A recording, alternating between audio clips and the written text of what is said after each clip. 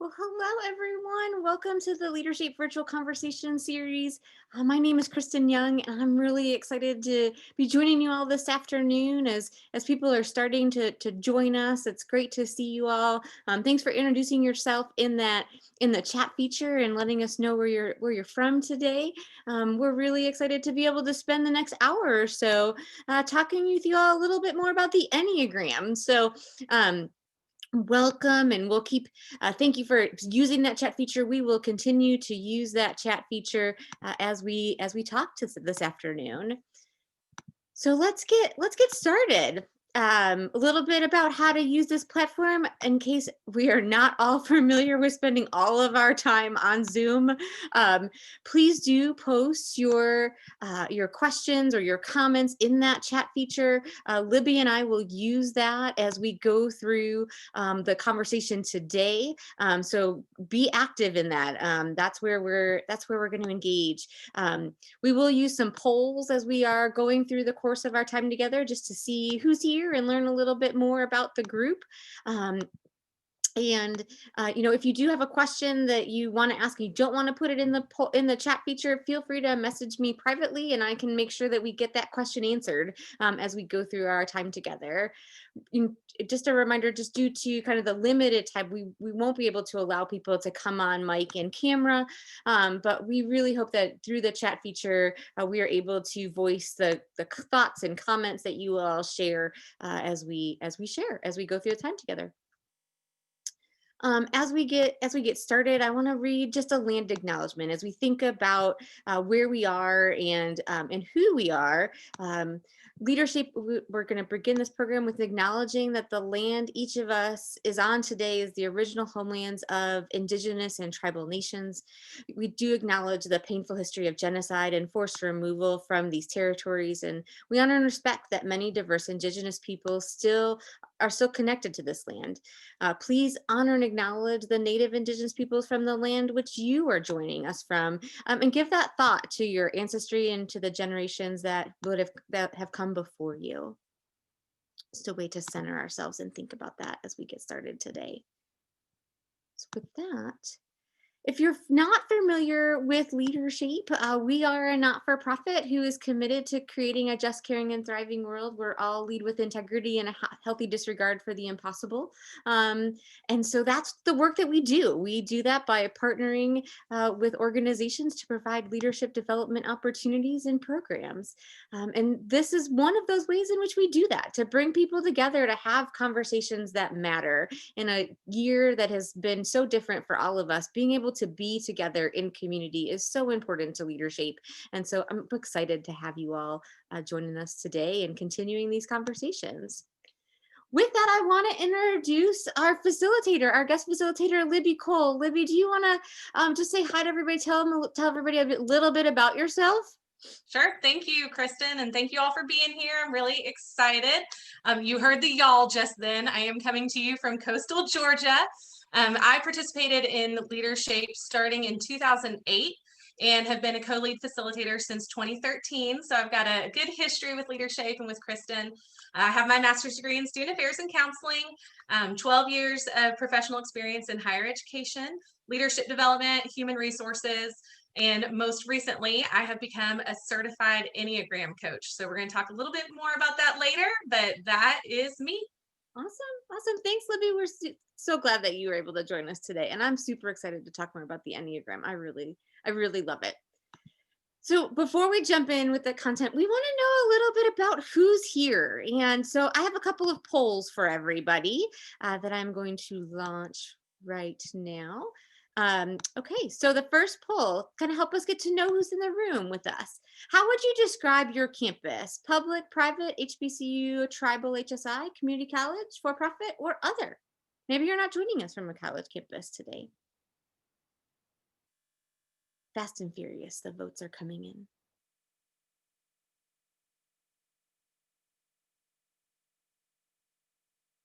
Looks like most people have responded. Perfect. So let me share those results so you can see who's in the room with us. Most people are joining us from public institutions, 58%. Some folks from private, some folks from community colleges, and some people maybe not on a college campus. So nice to know as we're thinking about our comments and how we're sharing and engaging with each other in community, that these might be the places that where we are coming from and how we spend our day jobs. So as you think about that, if you are on if you do create leadership programs, how many staff members work in your office to create programs? Is it 6 or more people, 5 people, 3 people, 2 people, or just you? Mm, yeah. Look, and again, people are coming in. I always wish I could share the polls as they're coming in so you can see it. I like to see the numbers as they're coming in. It's pretty fun. So it looks like most people, here we are staff of 2. So you and a partner, you and a teammate, working to make this happen for the people that you serve, whether it's students or professionals that you work with.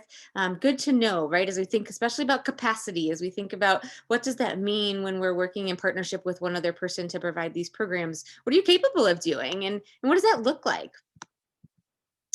Then the one other poll that we have as we get started is, have you heard of the Enneagram?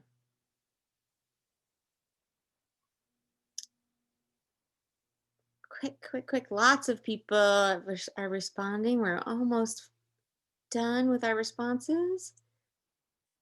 98% of people have responded.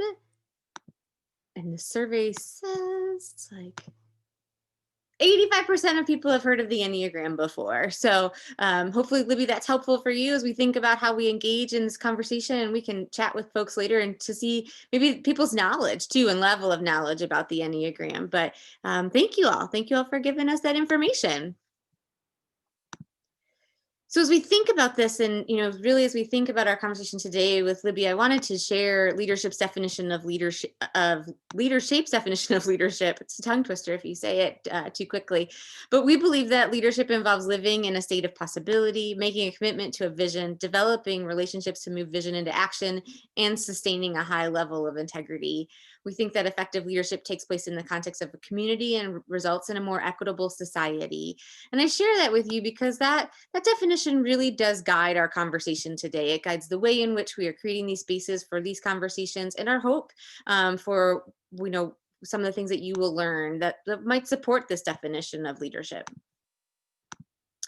So with that, Libby, I'm going to turn it over to you, and we'll start with some kind of guiding questions and get our conversation started. Thank you. I just wanted to touch briefly on the LeaderShape definition because it's something that, like I said, I've been involved with since 2008 and means a lot to me. But when we're looking at the Enneagram, the piece that I pulled out is really that sense of community and relationships. And I think the Enneagram can really help us to know that we need to see and be seen. We need to have those groups that we can share our victories with and our heartbreaks. And George Gurdjieff is one of the founding fathers of the Enneagram.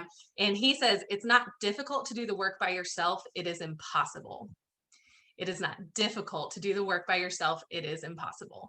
So when we're talking about the Enneagram in relation to leadership and relationships, it is all about learning more about yourself, but also learning more about other people and how to effectively relate to them.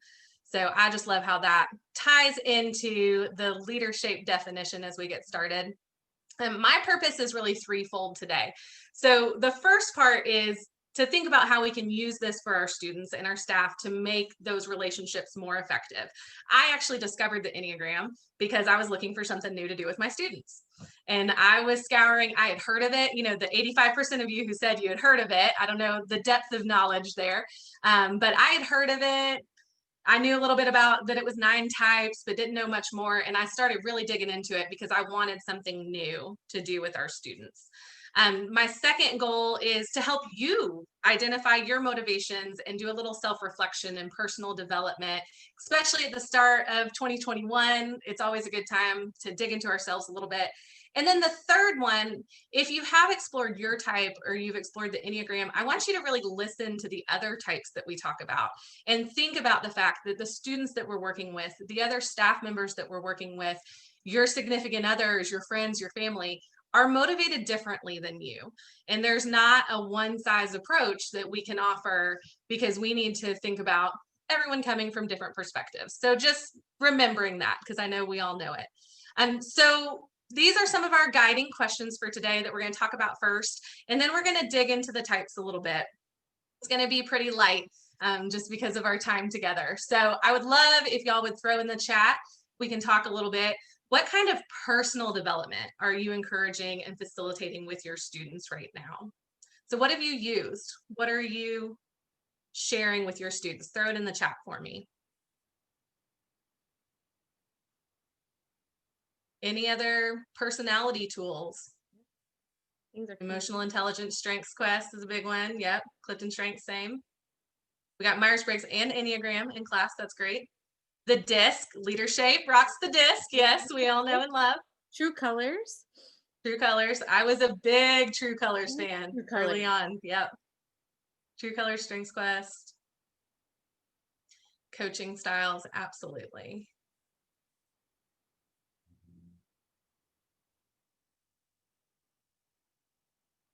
Great. So my next question ties into this before I kind of discuss some of these. With our student leaders, do you feel like you are emphasizing self-awareness and self-care enough, especially right now? Is that something that you feel like you need to work on with your students more? Are we pushing theory? Are we pushing, other things and not having the intrinsic looking inward with our students enough? Anybody feel like you're just really knocking it out of the park? Yes, we're doing these things. Or does anyone feel like maybe that's a goal for this year? Self-care, yes, but not self-awareness. Okay. Yeah, they go hand in hand, but definitely can be separated. Kathleen says she stresses it every class. That's great, Kathleen. And that's so important too, right? To think about that. Wellness and self-care, especially right now.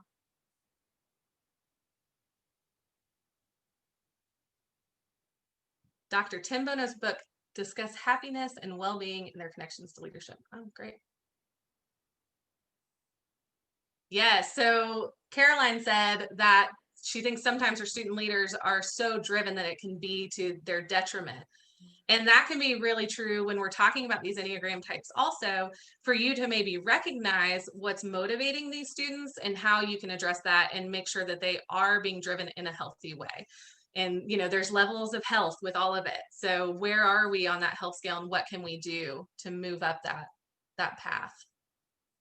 And it's probably, I don't know, Libby, what you think, but it's probably some unlearning of some behaviors, right, for student leaders and for all of us in general, right? But how do we maybe unlearn some of those behaviors that are detrimental to our health and, in the stereotypes of leadership and what we're thinking about? So I appreciate that comment a lot. Absolutely.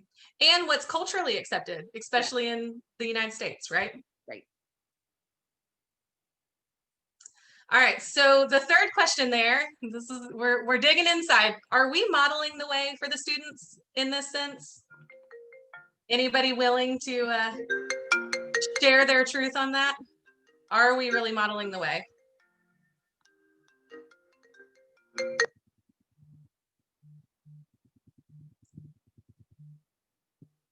Throw it in the chat. I mean, shout out if you are. Anna said, was great about it until COVID. Yeah. We were just talking about that, Anna, a little bit before we got on the call, just the no boundaries, right? Like the lack of boundary, or we've had to redefine boundaries, and sometimes there are no boundaries then in this kind of COVID world. Yeah.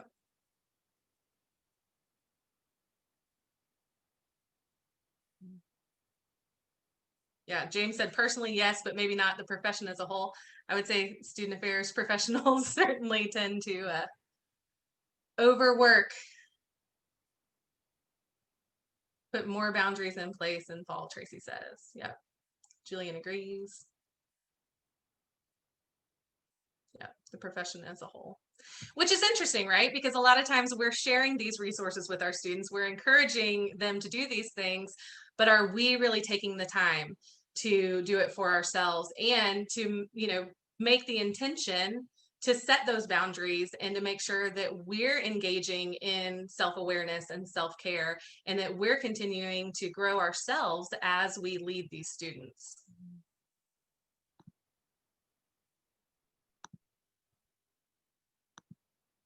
Yeah, absolutely.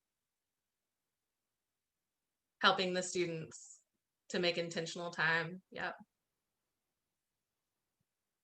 And Abby, absolutely, that we have the privilege to do that, or that some of us do, and but fewer responsibilities. Yeah. Some of these students that are going to school and working and have families and lost jobs and all the things that have happened. Absolutely. And our marginalized students.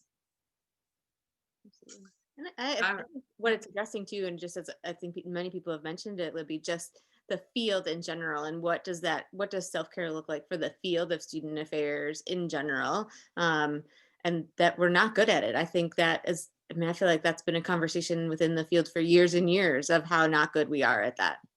Yep. And what's expected of us and what are we able to do? Absolutely. And what boundaries do we set with our employer also? Absolutely. When we can. I love that, Jessica, that you admit when you're having a hard day. I think that's true of parenting also. I have little ones, that it's okay for them to see our emotions sometimes, because it's okay for them to know that we have feelings too and that we experience these needs also. So the final guiding question here is, what motivates you? So we're actually going to dig into this. This is all part of the Enneagram. You're welcome to share it in the chat, but I really want you to just think about that. What really motivates you at the end of the day? What is that intrinsic motivation? And how can you utilize that for your own self-awareness and self-growth? Yep. All right. So I am going to dig into the Enneagram as a tool. Like I said, you may see it as a tool that you can use with your students and something new if you're not already using it, but you might also just use this time to do a little self-reflection and maybe do some self-development and learn something. So the Enneagram as a whole, what it is, it's a structure of 9 archetypes for human character. It's based on ancient wisdom, but it's used as we know it for at least the last 50 to 60 years. So it's all about self-knowledge. It's all about inner work. And it's the motivations behind what we do, and it's our patterns of seeing and thinking. It can be a really healthy way to deal with fears and insecurities. Sometimes you can do some shadow work when you're working on the Enneagram and deal with some of those fears. But it's also about learning to relate more effectively. So that's what I was talking about with the relationships and community. It's not about treating others the way you want to be treated. It's about treating others the way they want to be treated. Okay. Everybody doesn't want to be treated the same way you do. It's not your preferences that matter for other people. So learning how you can reflect more effectively with them. What it isn't, it's not just another personality tool. You know, some of these that we listed earlier, the strengths finders and the true colors and the disc, and they're all great.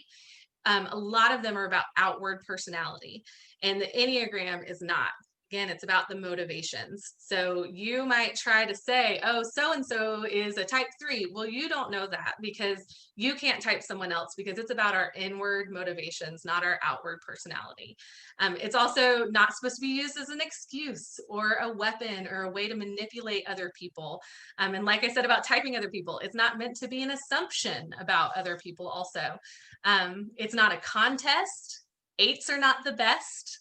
Although I'm an 8, so I might, sometimes think that, but it's not meant to be. They all have equal value. Yes, Kathleen, are you an 8 too? All right. Yes, Ashley, like I got some 8s in here. Okay.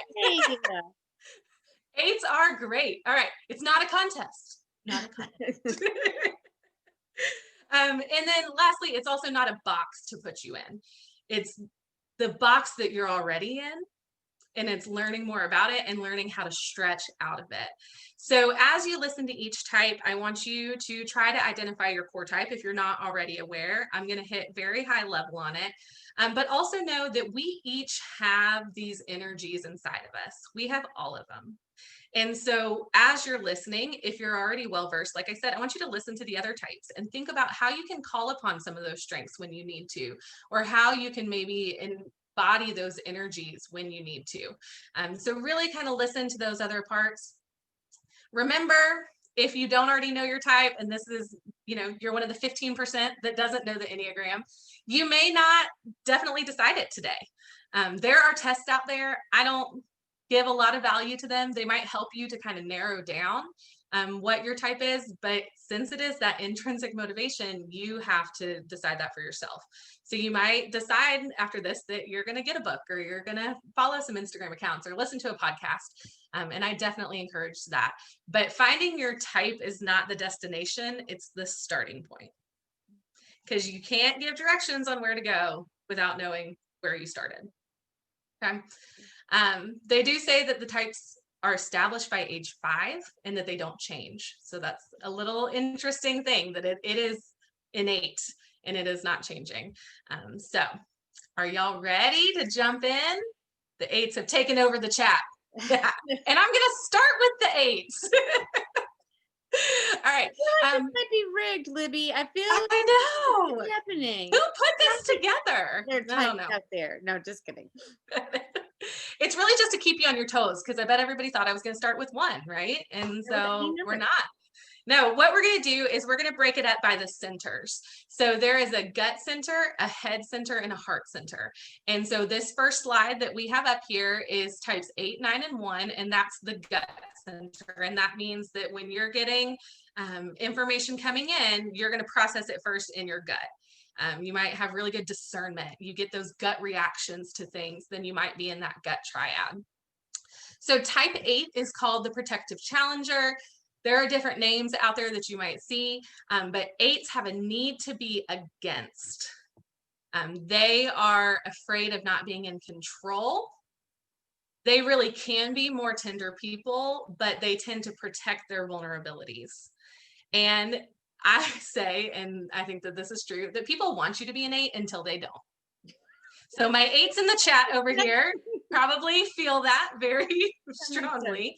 That people really love people to step up and be leaders, and they want to, they want you to be an 8 until they don't want you to be an 8. And I saw in the chat also that we had some females. Female type 8s are the most misunderstood type because it is showing up differently for a woman than what is expected. So on the slides, you see descriptors and motivations over there. That was a little bit more information that I'm sharing. But for my 8s over here in the chat, and I see some of y'all checking out, is there anybody that is really relating, or any questions about that type 8 before we move on? I'm so glad, Ashley. The Enneagram made me feel seen, honestly. Even though I've been in leadership development for 12 years, the Enneagram was the tool that made me feel the most seen and the most related.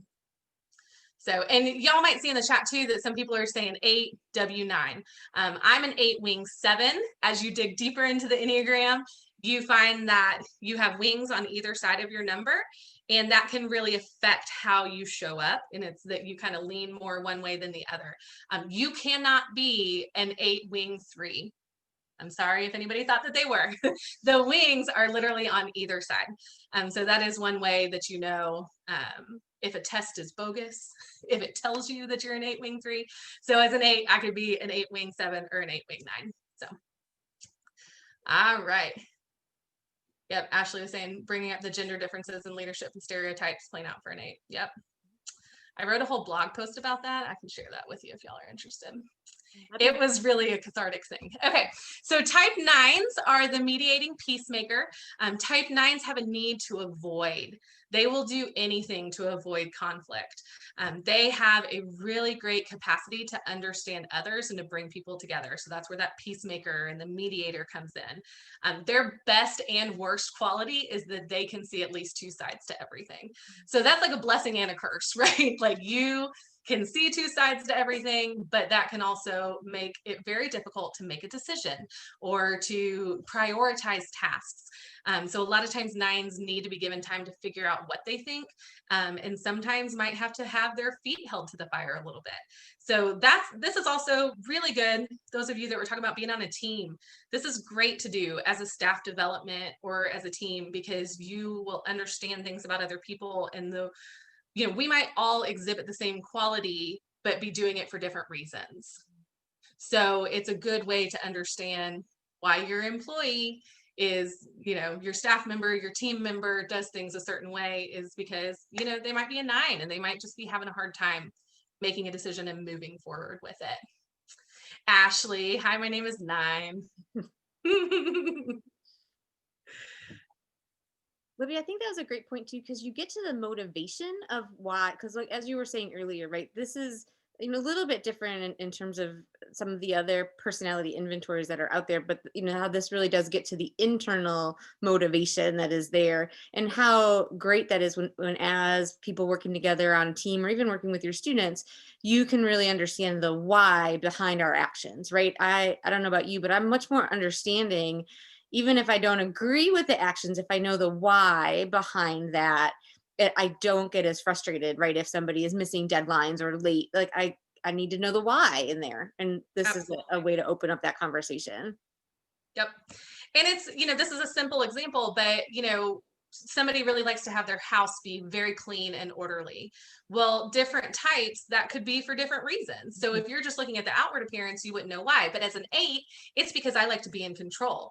As a one, Kristen, it might be because you like perfect, I like conscious. perfect things. I like Right. it to be perfect. Yes, you could Right. tell the whole family this. They're like, yes, we know, we understand.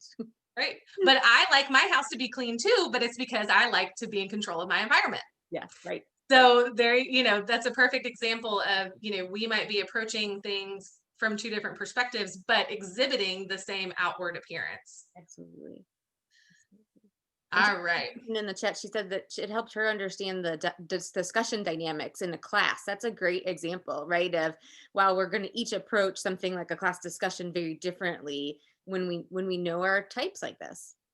And it could be somebody's willingness to speak up Mm-hmm. in a public forum also could play into their type. Caroline said that this could be useful for legislators to better understand division and why it's hard to pass laws. Yeah.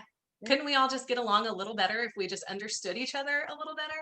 Yeah. We could give them a 1 hour seminar, like a 1 hour webinar. Do you think this would work? Like, could we? I mean, if anybody has some contact information, I would gladly, we'll make it work. Let's make that work. All right. So type 1 is the moral reformer, and type 1s have a fundamental need to be perfect. Their fear is that they are somehow inherently corrupt or wrong, and they see things in a very dichotomous, I didn't say that right, way. It's right, wrong, yes, no, black, white, good, bad. Like it's very separate. And one of the great things about a one is that they walk into a room or a situation and they automatically see the ways that it can improve. So they're just constantly assessing for improvement. How can we make this better? How can we make this more efficient and effective? And what can we do?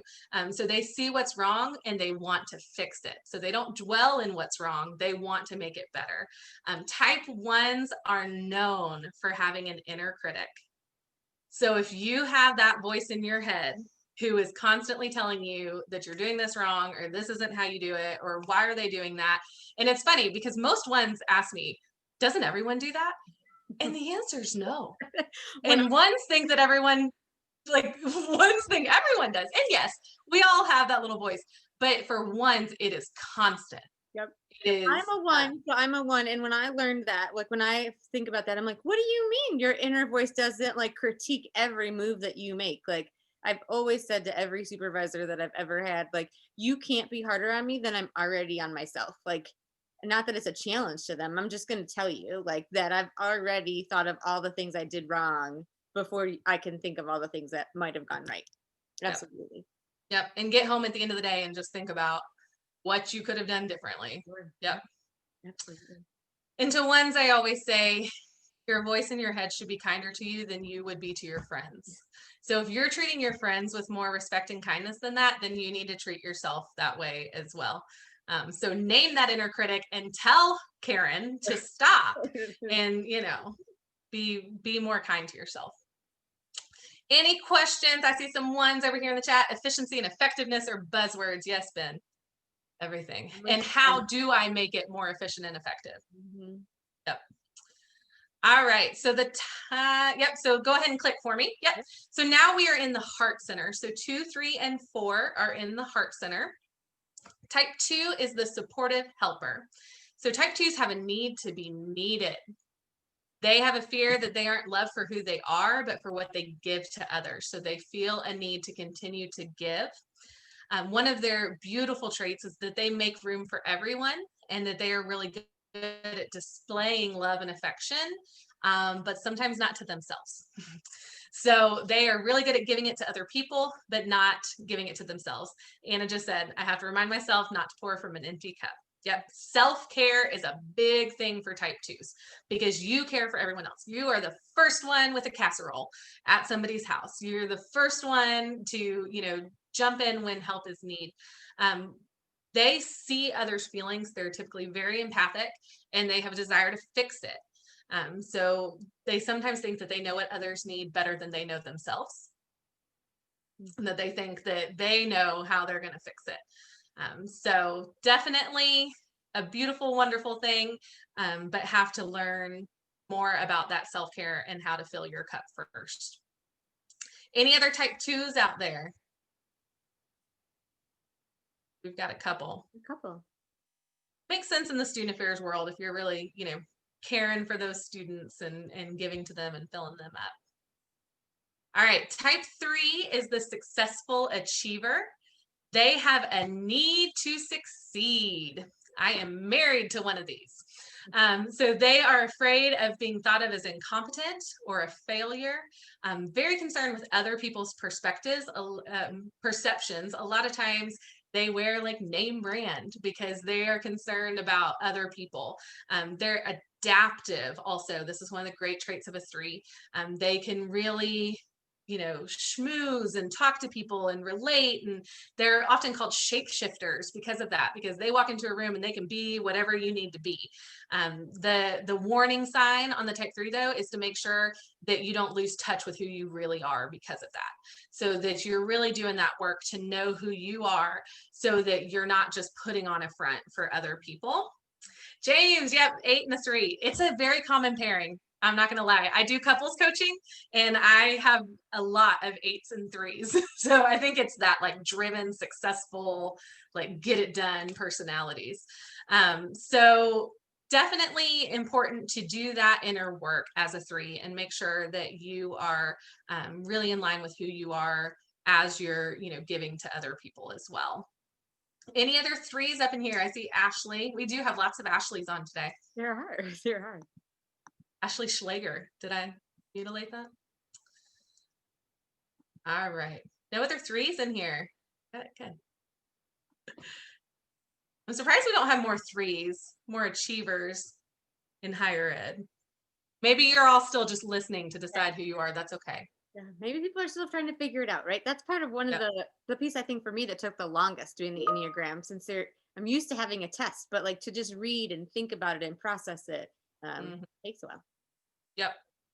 It does. It can be a journey. And a lot of people talk about being mistyped for years, that they really thought that they were something else. And then when they start looking at the motivations, or I always tell people, look at the fears and the motivations and the desires. And then when you get triggered by something, or if you're feeling some kind of way about something, go look at those and decide what's being triggered and what's making you feel that way. Another tip is the one that you're the most disgusted by is probably your type. That's a good tip. That's a good tip, right? Like we want to, when we read it, we don't want to be it, but we're like, oh yeah, you really are. because you see things in other people that you don't like about yourself, you know. Right. Oh, there you go. Jessica says she's monetized her hobby. That's awesome. So Ashley asked about taking a test. So there are tests out there. I do not rely on them. First of all, there's 1,000 that you can find. And so the reliability of it is questionable sometimes because some of them, it's not like a Clifton Strengths Finder that is one thing that is, tried and true. And there are some good ones, but if I ever recommend them, it's usually just as a starting off point.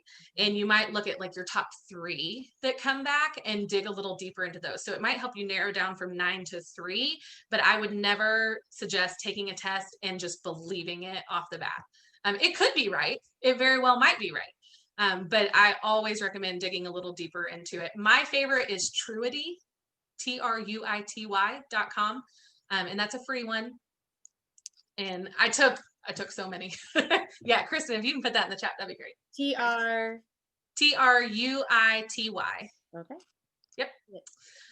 All right. Type 4 is the romantic individualist. And type 4s have the need to be unique. And if you're a 4, you're probably the only 4 in this group that's a 4 that's 4 enough to be a 4. So you have that need to be unique. You think that, it is, I am the forced 4 that was ever a 4. A lot of times they are afraid that they don't have an identity. And really try to ascribe significance to other things. It is the fewest number. So when you talk about, you might be the only 4 in this group because it's statistically the least amount and also the most complex. So I know I've got a 4 in here today, Laura, but I also, yep, there she is. So it's often very artistic and creative. But one of the things that I love about the 4s is that they are the only number who can bear witness to pain without having to fix it. Oh, that's So they are your friend. Isn't that beautiful? beautiful. Yeah. Yep. They are your friend that can just sit with you when you just need to cry, and they're not gonna try to fix it or try to shift it or try to make it better. So you probably have a friend like that, that that you can call when you just need to just unload, and they just are going to be there for you. So that's the type 4. So Megan, we got another 4 in here. Jessica said a 4 was annoyed because the test boxed them in. There's actually a couple types that get a little annoyed with being labeled or being boxed in. That can help you, like if you are feeling some kind of way about being labeled as a type. But again, you are who you are. So this is just more about learning how to grow and learning how to be a healthier version of yourself. It's not about pigeonholing you or labeling you. Thank you, Jessica, for that point. That's a good one. Any questions on those heart centers? 2, 3, 4. You're really approaching things through your feelings. When you're getting input, it's going to your feelings first. All right, moving to the head. So the head center is 5, 6, and 7, and they are approaching things through their head. So when you're getting input, you are approaching it very cerebrally. You are processing it from a logical point of view. So the type 5 is the observing investigator, and 5s have a need to understand. They are afraid of not being able to uncover the truth, and they want to ask the right questions. So they're more concerned with the knowledge that's coming in and how to make sure that they're getting the right knowledge and they're asking the right questions. They have a really great gift of non-attachment. So they can really detach themselves from what's going on or from a situation emotionally and step back. They really like to gift their knowledge to others. So if you start conversations with, have you read that book? Like if that is a common sentence starter for you, you might be a type 5. Another interesting thing about 5s is that they're said to have a low reserve of energy. So they're said to start the day with like a 15% battery and also have the need to recharge when that energy is depleted. So if you just get really worn out by being around other people or being on or doing something and you have to retreat in order to fill back up your energy, you could be a 5. That's kind of an interesting. Is it because they stay up all night reading and listening to podcasts? Like they just Maybe, I don't know. Do we have any 5s in here? I know we've got one. We'll see. It is, but it is. I have several 5 friends and my mother, and they often start conversations with, have you read this book, or do you know this author, or do you know about this article? Yeah, Heather said, did you see this article? It's wonderful. As someone who that is not my strength, I love to be around the 5s for that reason, because I'm like, how do you just know all of this and retain all of this Right. information? I And love like nowadays they listen to all the podcasts, it. I mean, they might, they're always sharing things. Yep. And it's wonderful. Agreed. Yep. All right. Type 6. Oh, that's good. We've got the questioning loyalist. So type 6s have a need to be secure and stable. They are often afraid that they can't trust themselves or others, and they have to doubt. So especially during this time, I know we're all having a hard time, but I think type 6s during the time of COVID have had an extra difficult time, because it can lead to anxiety. It can lead to panic. They have a tendency to problematically overthink things. Again, everyone may do that to a certain extent, but the 6s do it even more. And whereas a type 1 is said to have an inner critic, a type 6 is said to have an inner committee. So they don't just have one person, critiquing them. They have a whole committee inside that they're referring to. The what if this happens? What if this happens? What if that happens? And then what about this? The beautiful part of that is they are great at planning. So if you have a type 6 on your team, use them. Like, ask them, what would you do in this situation? Or can you help me brainstorm what might go wrong in this event? And I believe that type 6s are the most courageous of the types, because it takes courage just to walk out the door in the morning, or to, do the things that you're afraid of. So type 6s, great to have on a team when you're utilizing those strengths. Any 6s in the group? Anybody that they know that they're a type 6? Great friends too, because loyalty is key to them, and support. They provide that support. Stephanie, yes. All right. Lindsay, we got some 6s in here. That's awesome. Yeah, so Rochelle said that she's been a type 1 and took the test and it showed type 6. So it can't change. So that's when you need to dig into those two. So, once you find your true core type, that's it. The test may have looked differently because you answered it differently. And that's also, I think, validation that the tests aren't 100% accurate. So really dig in for you. What's more important on those motivations? Is it more important to have things in order and be perfect and be very concerned? Or is it more important to have stability and security and, have that little bit of fear and anxiety underneath? I think that's kind of the balance, but that's a common mistype also. The Enneagram Institute has a really great website that shares every mistype that could happen.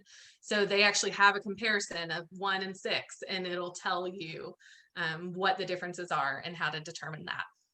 All right, so type 7 is the entertaining enthusiast. Type 7s have the need to be free and happy. They are afraid of being trapped in emotional pain, which again, you might say, aren't we all a little bit? But 7s are more to the extreme level that they're going to avoid anything that's getting too emotional or too painful. A lot of times 7s don't even like to watch like TV shows that show some of that, because they're like, nope, we just want happy, we just want fun, forget that. And they're immediately going to shift to the silver lining. They're going to shift to how to make it, better and happier, instead of staying in that pain. For that reason, they're great problem solvers, and they're often called the frustrated idealist, because, there is emotional pain in the world and things happen. So when they're constantly trying to shift it, it can get frustrating for them. 7s are also said to sometimes live with a half range of feelings for that reason, because they just instantly reframe. And so they don't live in that spot. So those are our 7s. I see Samantha's a 7. Any other 7s in here? Yes, Jessica. I imagine if you're in like events with the students or doing that leadership development, a lot of times it's very high energy. I used to work with Dance Marathon. Like my 7 came out with that because it's all about being up and excited and facilitating and having fun. Wings of a frustrated idealist. Yep. Yeah. So 7s, Jessica said that people need lots of caffeine with their energy level. Yes, their energy is going to be high. They're definitely an orange on True Colors, no doubt. All right. Oh, good. Yeah, Jessica's presenting tomorrow. Shout out to Jessica. So come back and present and see that 7 energy coming out on this. That's great. So some depth that we're not going to reach today. I did talk a little bit about wings. So on either side, if you're a 6, your wing options are 5 or 7. One of the interesting things about wings is that they say that sometimes you lean more one way early in life, and then as you get older and have more life experience and maybe maturity, you lean the other way. So if you know your wing now, then later in life you can look forward to leaning more on the other wing, because that's kind of a well-known phenomena within the Enneagram world. But it can help you determine your type. So if you're uncertain, look at the wings on either side of the 2 types that you're in between. Because if you are absolutely not relating to those wings at all, then that might not be your core type. So that can be a way to look at that. And another interesting thing with the Enneagram that I love is that they also have paths. And again, we're not going to go into a lot of depth here, but as you do your own self-development with it, looking at those paths can be really eye-opening, because it's all about strength and stress. So where do we go in growth? Where do we go in strength and health? And where do we go in stress? And what qualities can show up when we're in those places? So it can help you also to look into those and think, when I'm in a place of stress, where am I? And how does that affect how I'm showing up in the world? Thank you. Caroline shared the Enneagram Institute misidentifications. That can be really helpful if you're stuck between 2 specific types. And they have some really great information there. That's one of the very first Enneagram websites that came to us. So I really want you to take this into account for how we care for ourselves, how we show up. Take some time and be present to yourself and dig into this if it's not something that you've spent a lot of time with. There are so many free resources out there. There's so many podcasts and Instagram accounts and things that you can do. And there's also some really wonderful books that I'm happy to make suggestions. 8s have a need to be in control, Ashley. So really to relearn how to listen to others after we dig deeper into ourselves, and that we're listening to them from the point that we are understanding that they're coming from a different place. Even if they're the same type as us, they're still coming from a different place. So really bringing like a contemplative mind to that and practicing with this, how to face our fears and how to work with each other. I think that that is part of the beautifulness that can come from the Enneagram. And like I said, working with it with teamwork is important too. So I think introducing this to your students can be really beneficial, but I also think that introducing it to your staff can be beneficial if that's an option for you. So that's the bulk of the information I have to share today. I could go on and on, but I know I can't. Do we have any quick questions in the chat? Kristen, is that okay? Yeah, absolutely. We have time. We're okay on time? Yep, we're okay on time. So if people have questions for Libby or questions for each other as well, like put those in there. Especially as we think about how we start the semester with your students, right? I think the neat thing about the Enneagram, and you've mentioned a couple times, Libby, that there's not a test, right, that you would take, but there are a lot of free resources out there. So that I think has been really wonderful, because it's not going to cost students anything to do this exploration other than their time, which is very costly. But there are lots of resources to continue to read and do that self-exploration. So there isn't that barrier maybe of some of the other instruments. Well, and I think it's kind of interesting too, because I know people want a test that's going to give them an answer, right? And I almost think it's a little more. I like perfect things. I want the answer. I want the answer. I want the one. But I almost love that you can't in this Right. case. You have to do the self-exploration. You have to dig deeper into it. You have to take that time to be present to yourself and to be honest with yourself in order to really determine your core type. And there's some, Instagram accounts out there that'll tell you what kind of coffee you like according to your type. And like, okay, it's all fun and games, but you actually can dig so much deeper into it than that. So yes, have I programmed around the Enneagram? I have. I do have some worksheets and guiding questions. I can definitely collaborate. My email, I think, and maybe my Instagram are on the last slide. Yep. So I would be happy to chat with y'all, happy to share. Let's see. After we help the students discover their types, how can we help them take meaning from it? What's the now what?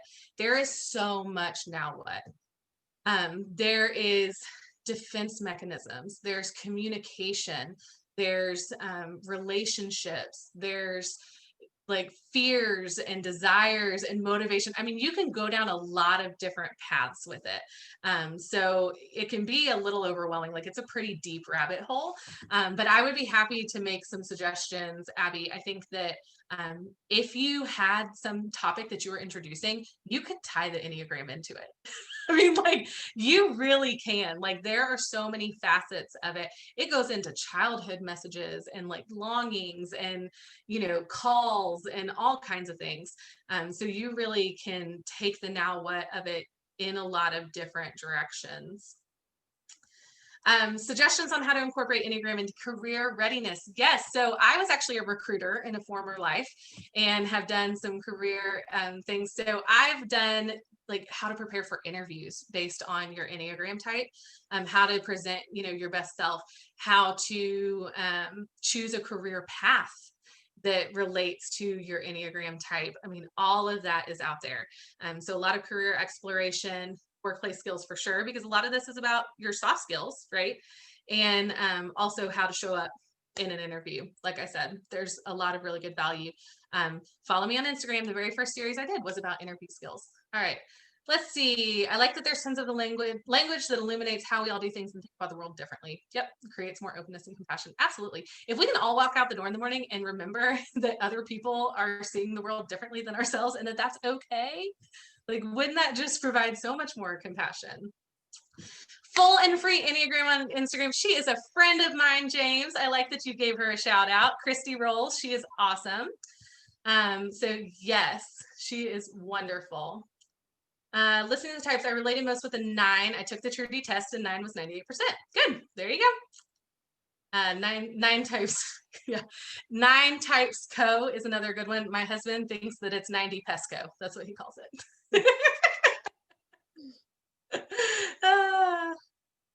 Let's see, a resource that succinctly shares communication styles based on Enneagram types.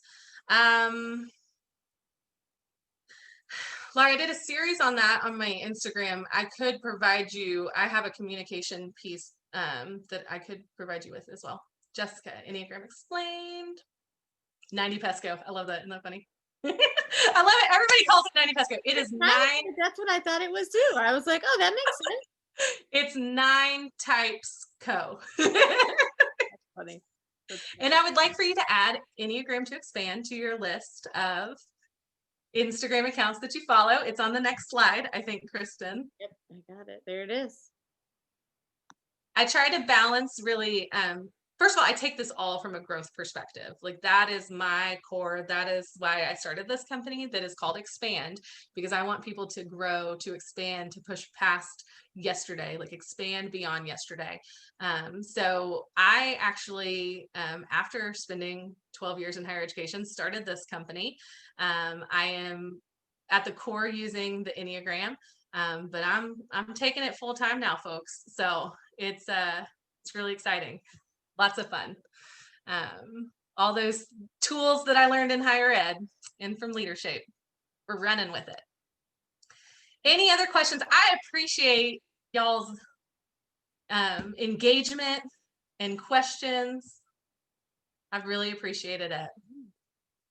Well, good. Well, thank you all. Yes, Libby, thank you so much. And definitely here is Libby's contact information. If you want to follow her on Instagram and continue to explore what the Enneagram means to you and how you can utilize it for your students, please do that. And, I think just what a gift, Libby, for us to start the year and to be thinking about you internally, like what motivates us in this time where we are facing such tremendous stress. Like, how do we look at ourselves and see what motivates us to continue to do this work going forward, and then be those role models for students? Kind of, what we were talking about at the beginning, right? As a field, we might not be very good at it, but how can we be good at it individually that makes that larger change? And so thank you for your time. Thank you for helping so many people be seen today. It is so nice to hear that from folks. And yeah, so thank you very much. Thank the last you. the last thing that I'll put in here is just, as you all begin your semesters, if there are ways that leadership can be supportive of you and your students.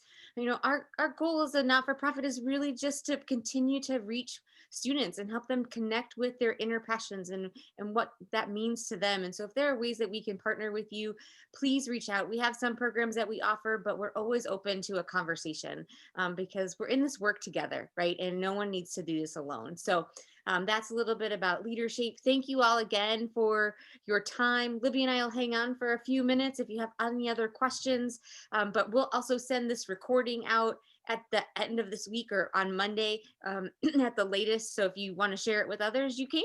Thank you all so much. Thank you.